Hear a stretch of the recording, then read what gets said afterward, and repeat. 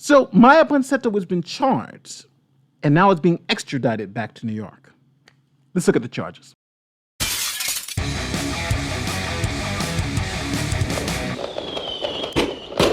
Hey, what's going on? My name is Nate, lawyer, YouTuber. If you're first time here, don't forget to like this video, share this video, and subscribe to the channel if you like what you hear. So today we're talking about our favorite Karen, Maya Ponsetto. She's the ex-cheerleader in California. Now, for those of you who don't know what happened, she was in a hotel here in New York, left her phone in Uber. She got out the car. She believed her phone was taken by a young male who happened to be black, who was 14 years old. Then this happened. Show me this is my phone. Show me. No. You don't have to explain nothing to her. Take the case off. That's mine. Literally, get it back, please. Are you kidding me? You feel like there's only one iPhone made in the world? No. Okay, then show me the. Show me all No, my. you get a life Over Yeah, there. no, What's go on your on. background? You better go use find my iPhone. Go Yeah. do that. Find my iPhone is on. King, On that come right in. now. No, you can't. No, I'm you the manager of the Yes. hotel. I don't care. He will This right is my now. son. Hey, Did you see me just come downstairs out of the fucking elevator? I'm trying to help. Man. No, but you're not helping. I What am. you've been is disrespectful. No, I'm trying to settle the No. situation. My asking son for- has nothing to do with her. No. I'm trying to figure yeah, out what's but going he has on my in the phone. lobby. Then show me the proof. No, he's not leaving. Show me the proof. Are you Show me kidding the me? proof. You better get on. I need you away. Let's go, I King. need you away. I'm sorry. Better get on. We have you see two black people. No, I'm not letting him walk away with my phone. Better get on No, somewhere, please lady. get my phone back. I cannot not have my phone. Listen, get your ass off.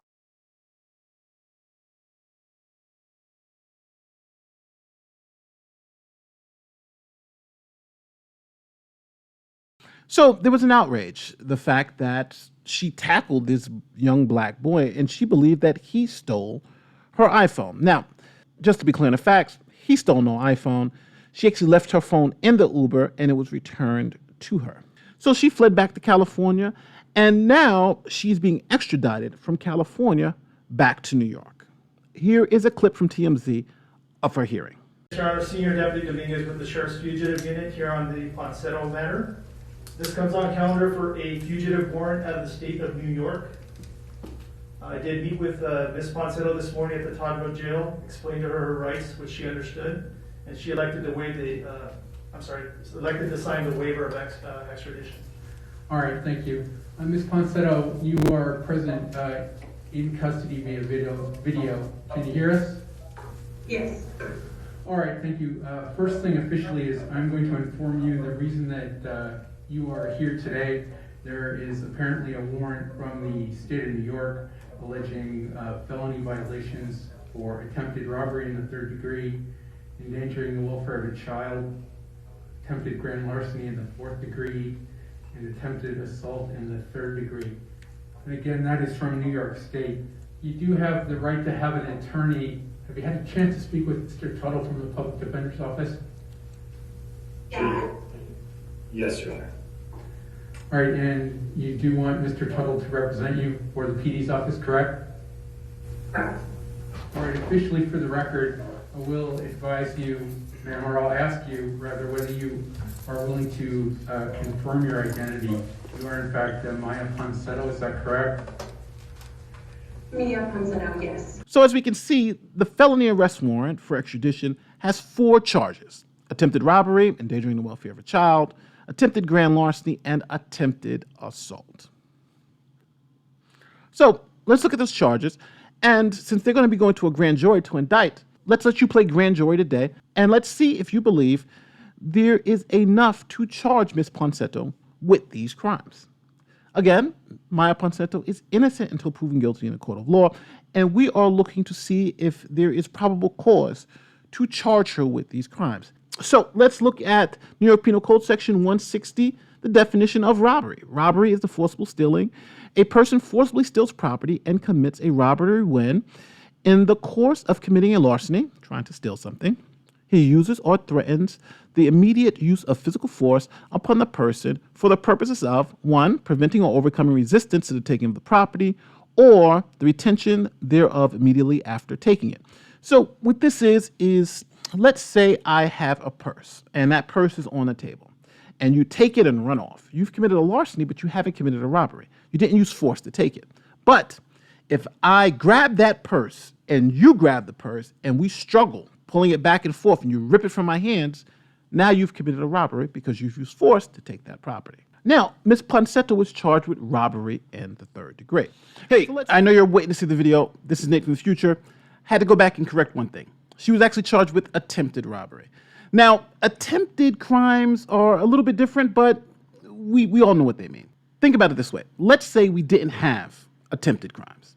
So for police to actually arrest someone or prosecute someone for a crime, they had to actually complete the crime.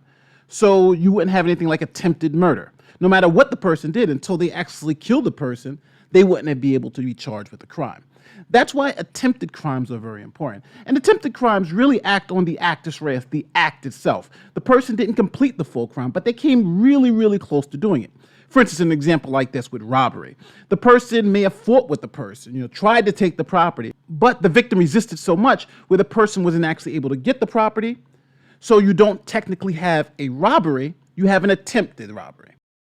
So let's read that statute. Penal Law Section 160.05, robbery in the third degree. A person is guilty of robbery in the third degree when he forcibly steals property. Robbery in the third degree is a Class D felony. So, based on the video that you saw, was Ms. Ponsetto forcibly trying to take this young man's property?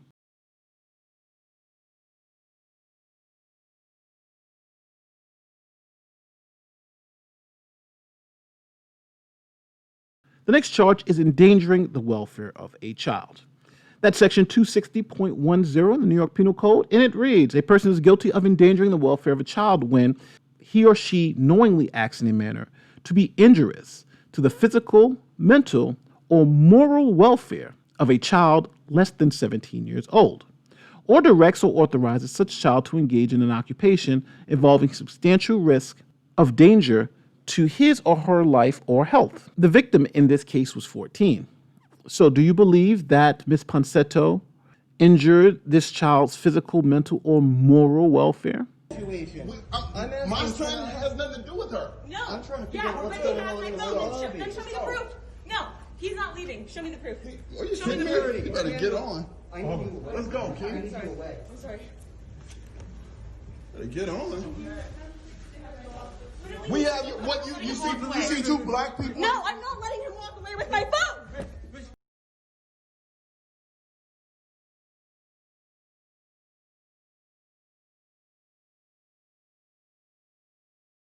He is less than 17 years old, 14 years old. And endangering the welfare of a child is a misdemeanor. The next charge is grand larceny in the fourth degree. So grand larceny in the fourth degree is a person is guilty of grand larceny in the fourth degree when he steals property when the value of the property exceeds $1,000. Now here we're getting to the attempted charges. Here, Ms. Ponsetto is being charged with the attempted grand larceny. So do you believe that Ms. Ponsetto attempted to steal this young man's phone? And obviously, the phone must be worth more than $1,000. And Ms. Ponsetto's last charge is Penal Law 120, assault in the third degree. But this is actually attempted assault. And it says a person is guilty of assault in the third degree when, with intent to cause physical injury to another, he causes such injury to such a person or a third person, or he recklessly causes physical injury to another person, or with criminal negligence, he causes injury to another person by means of a deadly weapon or dangerous instrument. Now, this is a misdemeanor. Usually when you have assault in New York, you have to actually cause an injury. So if you, let's say, for instance, the classic example is the slap example. If someone slaps you in New York and the cops come and say, what happened? You say, that person slapped me. The first thing the cops are going to do is ask you, well, were you injured, right? Do you have pain? Do you have a bruise? If you don't, they're not going to arrest the perpetrator for assault because you have to have that injury. So there's some injury requirement here. So I'm not sure if this young man has an injury. He was actually tackled, as you can see. So maybe he did. Maybe he went to the hospital. Maybe there was some injury that he suffered. It could just be a simple bruise, for instance. But since we're talking about attempted assault, would this fall into the attempt to commit the crime of assault? In other words, is her actions more or less close enough where she's done everything except actually complete the crime of assault?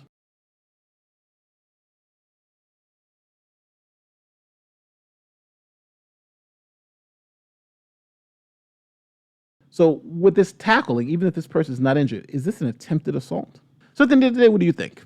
Do you think Ms. Ponsetto was overcharged? Do you think she was undercharged? Soon, she'll be back in New York facing charges. Now, I'll keep up with the case as long as it's on, and we'll see what happens later. Now, if you like this video and like what you heard, don't forget to subscribe to the channel. My name is Nate, lawyer YouTuber. I'm out of here.